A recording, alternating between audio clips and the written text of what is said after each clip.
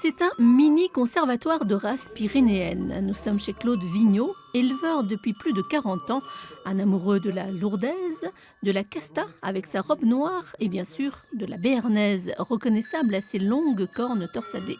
Dans les années 70, il ne restait de cette race que 72 femelles et 3 taureaux.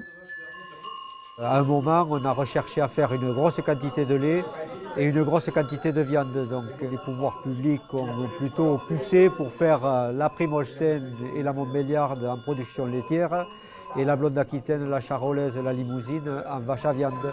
Donc toutes ces races mixtes sont restées un peu à l'écart, mais c'est dommage. Une race mixte, c'est l'une des grandes spécificités de la béarnaise. Elle peut véler pendant 17 à 20 ans et sa viande est bonne à être consommée, même après sa carrière de laitière. Des qualités mises en avant par ces amoureux de la race qui veulent relancer la filière. Tout est donc à faire et ce sera le rôle de l'animateur de l'association. Il faut en même temps développer son élevage, trouver des nouveaux éleveurs, développer la race, les effectifs, et en même temps avoir des circuits de commercialisation qui s'ouvrent petit à petit et qui suivent un peu le développement et l'évolution des éleveurs. C'est-à-dire qu'aujourd'hui, on peut clairement dire que la vache béarnaise, race ancienne et ancestrale, a permis la création d'emplois, ce qui est aujourd'hui quand même une touche de qualité assez remarquable. L'association avait besoin de 5 000 €, elle en a obtenu 12 000 grâce au financement participatif.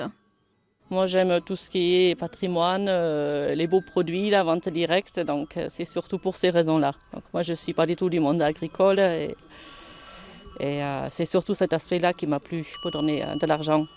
Reste à convaincre toute la filière, le cheptel est pour le moment de 300 individus.